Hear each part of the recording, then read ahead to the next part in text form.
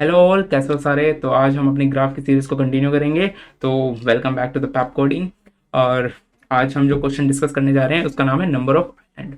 तो इस क्वेश्चन पर मूव करने से पहले मैं कुछ बातें आपको बताना चाहूँगा कि सबसे पहली बात है कि अगर आपने हमारी ग्राफ की सीरीज को नहीं देखा है तो आप जाकर देखें, क्योंकि ये जो क्वेश्चन है इसके लिए वो प्री रिक्विजिट है। ठीक है, अगर आप वो नहीं देखोगे, सीधे इस क्वेश्चन को देखोगे, सो ऐसा हो सकता है कि आपको कुछ बातें समझना है, और अगर वो बातें समझ नहीं आएंगी तो ये क्वेश्चन आपसे ऑब्वियसली नहीं होगा। पर साथ ही इसकी ये संभावना होगी कि आप आगे से ये वीडियो ना देखना चाहें, मतलब हमारी वीडियो ना देखना चाहें। बट तो इसलिए हम यही चाहेंगे कि आप जाइए और उन क्वेश्चंस को एक बार ट्राई करके आइए। अगर आपको उनकी वीडियोस नहीं देखनी तो एटलीस्ट उसकी इनसाइट समझ कर आइए कि उन क्वेश्चंस में हम करना क्या चाह रहे हैं और कहना क्या चाह रहे हैं। ठीक है, वो क्वेश्चन सोल्व कैसे होंगे। सो ये थी बेसिक बातें। अब दूसरी बात इस क्वेश्चन के बारे में इस कि वो क्वेश्चन क्या है जो दूसरे क्वेश्चन पे ऐसे डिपेंडेंट है। सो ये क्वेश्चन है नंबर ऑफ आइलैंड। अब बात आती है इस क्वेश्चन में हमें करना क्या है। तो ये सिंपल सा क्वेश्चन है, इसमें हमें एक 2D मैट्रिक्स दे रखी है, और वो जो मैट्रिक्स है उसमें 0 और 1 टाइप ऑफ डेटा, मतलब 0 और 1 का डेटा स्टोर है। कहीं पे 0 है, कहीं पे 1 है, कहीं पे 0 है, कहीं पे 1 है। अब वो 0 और 1 क्या रिप्रेजेंट करते हैं, द मेन फैक्ट इज, जो इंपॉर्टेंट बात है वो है, तो 0 जो है वो शो करती है लैंड को, और जो 1 है वो शो करती है वाटर को। और हमें इसमें फाइंड करना नंबर ऑफ आइलैंड। अब सीधी सी बात है कि भाई आइलैंड जमीन का टुकड़ा होगा, पानी तो होगा नहीं। मतलब हमें वो कंपोनेंट शो करने हैं इस ग्राफ के अंदर, एक्चुअली शो नहीं करने, हमें फाइंड करने हैं कितने नंबर ऑफ ऐसे कंपोनेंट्स एग्जिस्ट करते हैं ग्राफ के अंदर जो कॉन्टिन्यूस जीरो, मतलब नेबरिंग जीरो से बनते हैं। मैं क्या कह गया, पॉसिबिलिटी है कि वो आपको समझ नहीं आई होगी, तो हम इसको समझने की कोशिश करते हैं। तो समझने के लिए मुझे ये ग्राफ जो हम हमारा यहाँ पे ग्राफ है, इसको अपने बोर्ड पर लेना पड़ेगा, और उसके बाद इसको समझेंगे। तो यहाँ पर मैंने ले लिया। ठीक है, मैंने कहा कि 0 शो करता है पीस ऑफ लैंड को, और 1 शो करता है वाटर को। जब multiple piece of land connect हो जाते हैं, आपस में आ जाते हैं, तो वो एक आइलैंड शो करते हैं। ठीक है, तो यहाँ पर 4 0 हैं आपस में, नेबर में, एक दूसरे के नेबर में। ठीक है, अब 4 0 या 4 पीस ऑफ लैंड आपस में आ रही है, तो क्या आइलैंड नहीं है वो? और चारों तरफ से पानी से घिरा हुआ है, तो ऑब्वियसली आइलैंड है। तो ये हमें मिल गया पहला आइलैंड। ठीक है, अब यहाँ देखो, ये इस जगह पे यहाँ पे 3 0 तो ऐसे स्ट्रेट लाइन में, 3 0 वर्टिकल। ठीक है, अब यहाँ पे 6 0 है ये हॉरिजॉन्टल वर्टिकल लाइन में। अब ये 6 0 आपस में कनेक्ट होंगे तो क्या आइलैंड नहीं बनाएंगे? और देख सकते हैं चारों तरफ से पानी से घिरे हुए हैं। अगर वो आइलैंड नहीं बनाएंगे तो क्या बनाएंगे? तो यहाँ पे हम कह सकते हैं ये हमारा दूसरा ग्राफ है। सिमिलरली यहाँ पर देखो, ये 3 3 6, ये 6 0 एक के बाद एक लाइन में आ रहे हैं। ये 6 0 को अगर आपस में हम लें तो ये piece of land 6 back to back, ये आइलैंड नहीं बनाएंगे क्या? तो ये भी हमारा एक तीसरा आइलैंड है। तो ऐसे कह के हम कह रहे हैं कि हमारे पूरे ग्राफ में 3 आइलैंड कंसिस्ट करते हैं। अब बात आती है कि भाई हम कह रहे हैं कि एक 0 तो पीस ऑफ लैंड है, और मल्टीपल 0 मिलके ही आइलैंड बन सकते। देखो ऐसा कुछ नहीं है। अगर एक सिंगल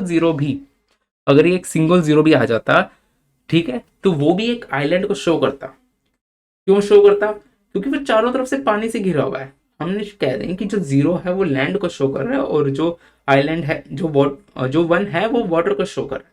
तो ऑल डेट लैंड सॉरी, वो सारी जमीन जो चारों तरफ से पानी से घिरी हुई है वो आइलैंड में ही काउंट होगी। ठीक है, फिर चाहे वहां 1 0 हो, 2 0 हो, 3 0 या पूरा का पूरा 0 हो। तो मुझे उम्मीद है आपको क्वेश्चन समझ आ गया होगा इसमें हमें करना क्या है।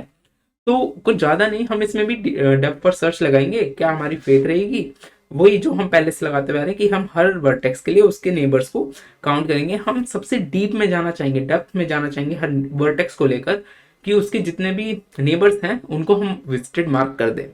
यही हमारी अप्रोच रहेगी। ठीक है, अगर आपको क्वेश्चन समझ आ गया हो तो ये मेरी रिक्वेस्ट है कि आप इस वीडियो को पॉज करें और एक बार खुद से करने की कोशिश करें, क्योंकि अगर आप अभी सीधा सॉल्यूशन पर अप्रोच कर जाएंगे तो देर में भी पॉसिबिलिटी कि आपको आगे रिलेटेड क्वेश्चंस में कंसेप्ट बनाने में दिक्कत आएगी। ठीक है, तो अब अगर आ, आपने ट्राई कर चुके हैं और आप स्टक हो चुके हैं तो हम सीधा सॉल्यूशन पर मूव करते हैं। ठीक है, अब बात आती है, हमें पता है कि इस क्वेश्चन में क्या करना है, वो हम डिस्कस कर चुके हैं, और ये भी पता चल गया कि कैसे करना है। 2D matrix, sorry, depth first search लगा के करना है भाई, वो तो कर लेंगे हम। पर सबसे पहली बात जो हमारे दिमाग में आती है, 2D मैट्रिक्स से ग्राफ हो कैसे सकता है। मतलब अब तक हमने जितना देखा है भाई, हमने तो यही देखा है कि एक एक एरे बनाओ, उसमें उसमें वेक्टर्स डाल दो हर इंडेक्स पे, और वो वेक्टर में डेटा स्टोर होगा कि मेरी वर्टेक्स किससे कौन सी वर्टेक्स कनेक्ट होती है और उसका वेट क्या होता है। हमने तो अब तक यही पता है 2D मैट्रिक्स कहाँ से आ गई एक ग्राफ के फॉर्म में। तो एक्चुअली कंसेप्ट क्या होता है, जब भी बात आती है वेक्टर को ग्राफ को स्टोर करने की, तो there are two ways to do this. The one way is the adjacency list and the second way is adjacency matrix. Adjacency matrix का एक कंसेप्ट है जो यहाँ पर हमें दे रखा है, और एडजेंसेंसी लिस्ट की जो बात होती है वो हमने पहले कर रखी है, ठीक है, उस पर हम ज़्यादा जाएंगे नहीं। अगर आपको उसके बारे में भी जानना है तो आप हैश पाथ की वीडियो देखिए जाके, ठीक है। बात करते हैं एडजेंसेंसी मैट्रिक्स की। एडजेंसेंसी मैट्रिक्स समझने के लिए ना हम एक 2D मैट्रिक्स बनाते हैं। मैं मानता हूँ कि मेरे पास 4 वर्टेक्स हैं ग्राफ में, ठीक है। मैं एक ग्राफ बना लेता हूँ जल्दी जल्दी, कोई भी छोटा सा, ठीक है। 1 2 3 ऐसे ही कनेक्टेड, ये इससे कनेक्टेड, ये इससे कनेक्टेड, ये इससे कनेक्टेड। मैंने ऐसे कोई ग्राफ बना लिया, ठीक है। अब मैं क्या करूंगा, एक 2D मैट्रिक्स बनाऊंगा।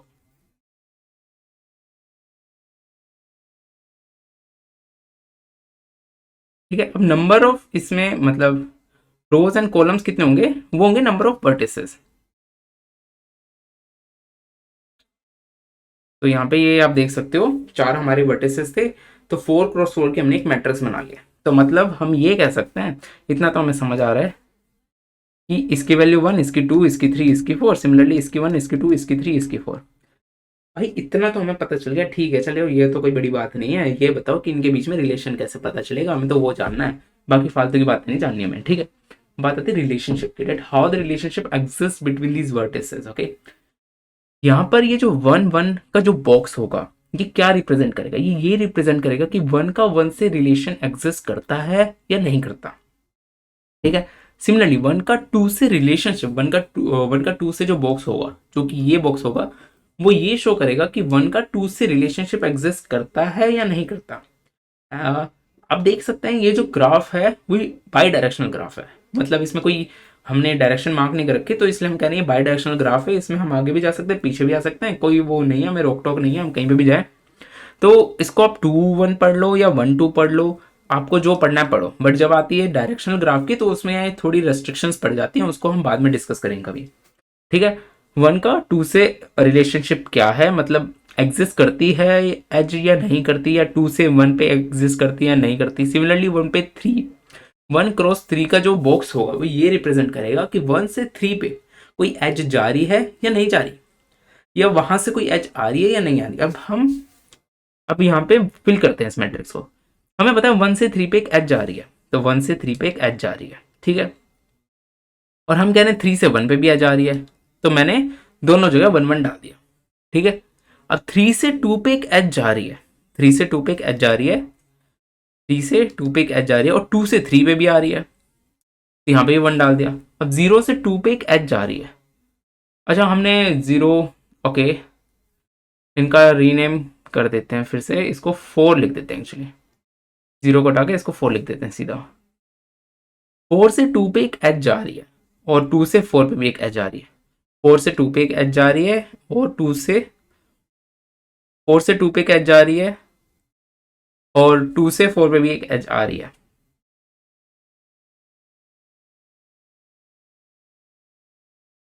ओके वेट, तो हम देख रहे थे 4 से 2 पे एक एज जा रही है, ये हम कर चुके हैं। तो 2 से 4 पे भी एक एज आ रही है, तो वो होगा ये, ठीक है। तो हम ऐसे करते करते अपनी सारी मैट्रिक्स भर लेंगे।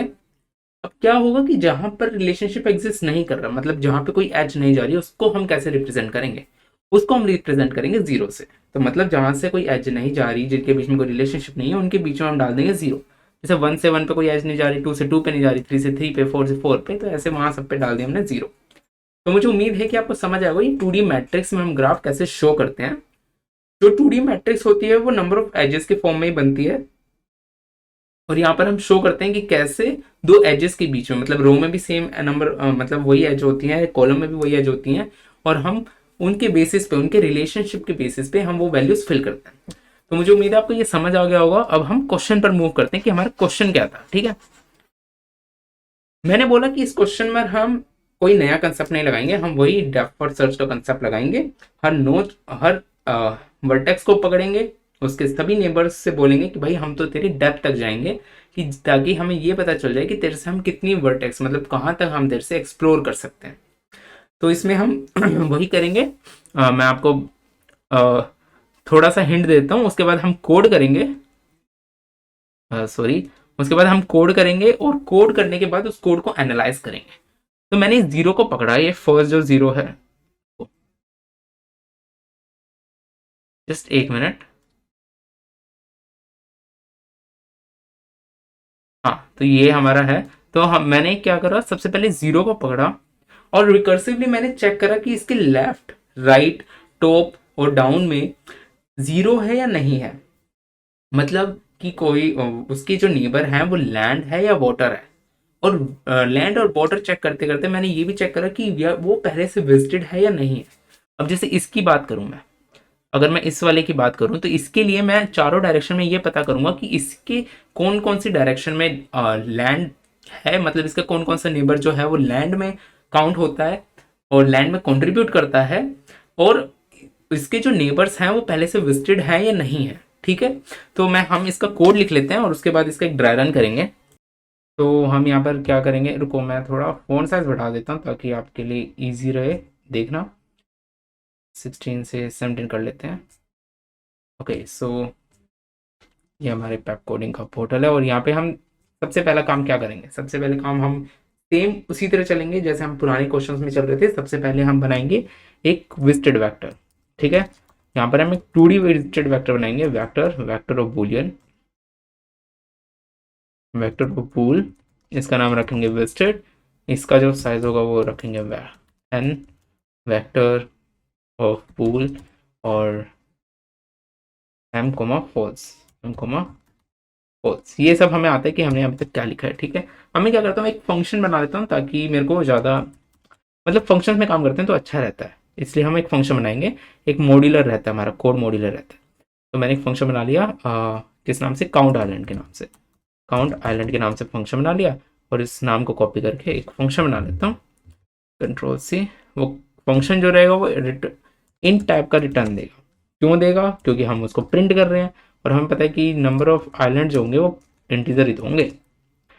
तो अब जल्दी से इसके पैरामीटर पास कर देते हैं। इसके पैरामीटर पहला होगा एरे और दूसरा होगा visited vector.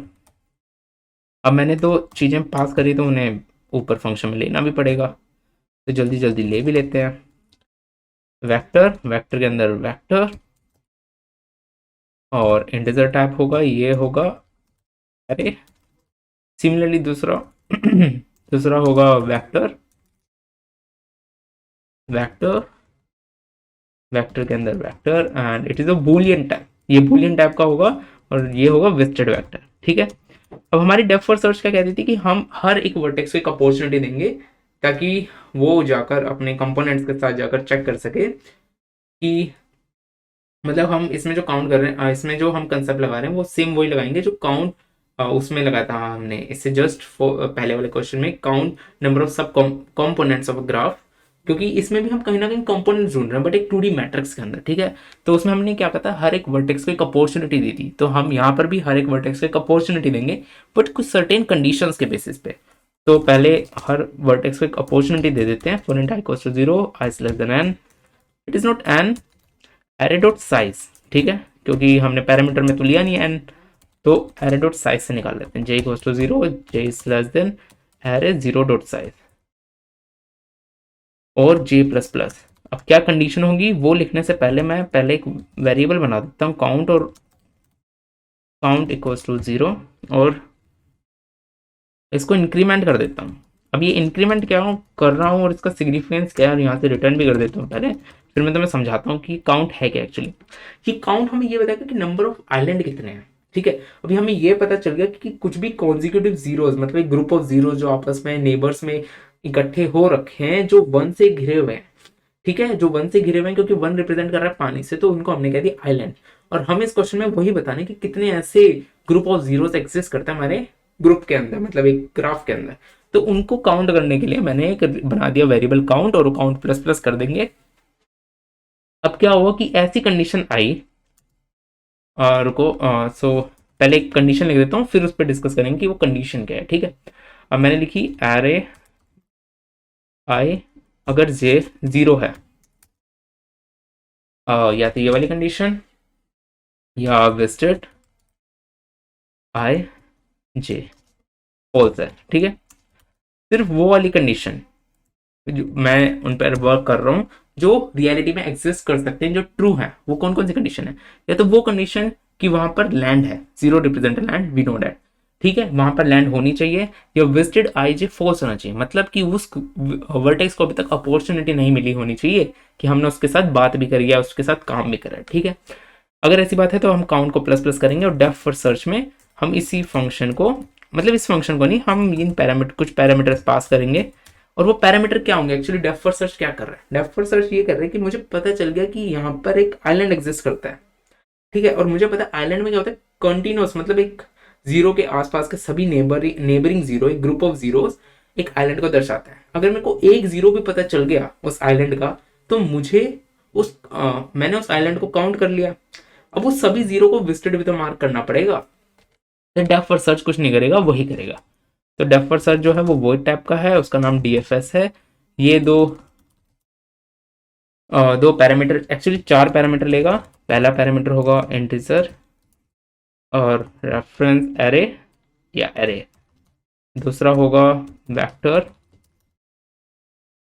Vector Boolean, Boolean reference visited,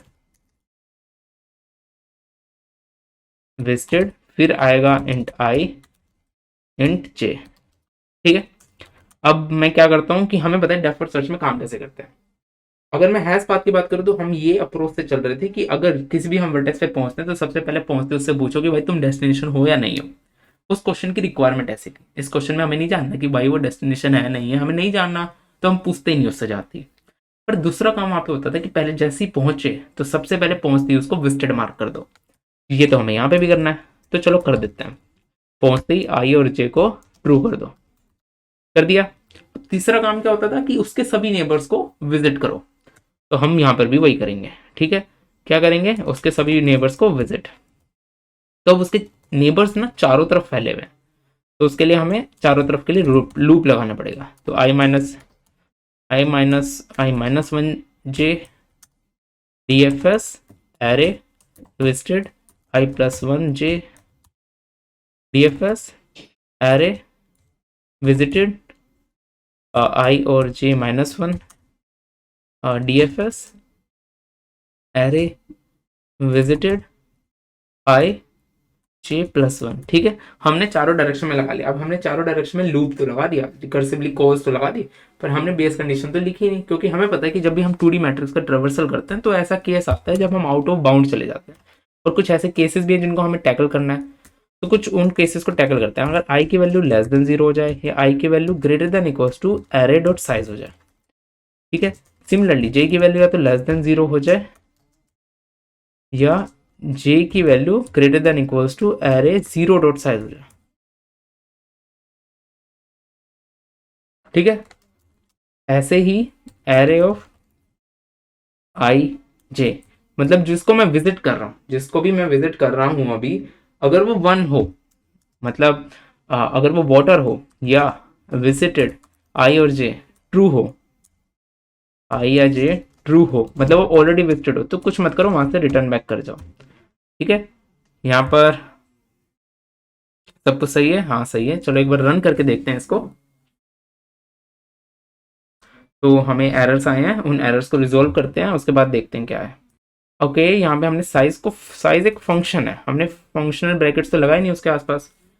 तो चलो फिर से रन करके देखते हैं, और कुछ एरर्स हो तो उनको रिजोल्व करेंगे, और हमारा आंसर बिल्कुल सही आ गया, डेट इज 3। अब इसको सबमिट कर देते हैं जल्दी से। तो यहाँ पे सबमिट,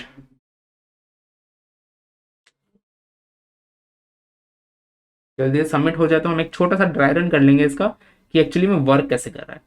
देखो, अगर हम ड्राई रन नहीं भी करेंगे तो एक्चुअली इसमें जो कोड है वो हमने वही कोड लिखा है जो हम पीछे अपने क्वेश्चंस में डिस्कस करते हुए आ रहे हैं। ठीक है, बट मैं ड्राई रन सिर्फ इसलिए करके दिखाऊंगा क्योंकि हमने यहाँ पे मैट्रिक्स पे हम वर्क कर रहे हैं, और मैट्रिक्स पे देर में भी पॉसिबिलिटी की आपने कभी काम किया ना हो, मतलब आप अभी अगर आप वही सीरीज फॉलो करते हुए आ रहे हो तो आपके लिए एक नया होगा कि ऐसे कैसे हम कोड लिख सकते हैं। ठीक है, तो मैं क्या करता हूँ, इस पूरे कोड को ले लेता हूँ यहाँ से, इसको हम इसको भी रहने देते हैं। ठीक है,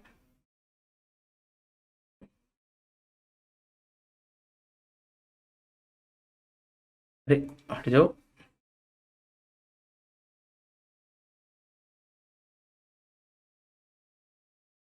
ये हमारा कोड है और ये हमारी मैट्रिक्स है। तो देखिए हम यहाँ पे कुछ नहीं कर रहे। ठीक है, हमने हमने माना ये हमारा फर्स्ट वर्टेक्स है।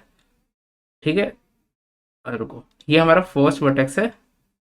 तो हम इस फर्स्ट वर्टेक्स पर पहुंचते ही हमने इस पर आइटरेशन स्टार्ट करी, इसको चेक करा।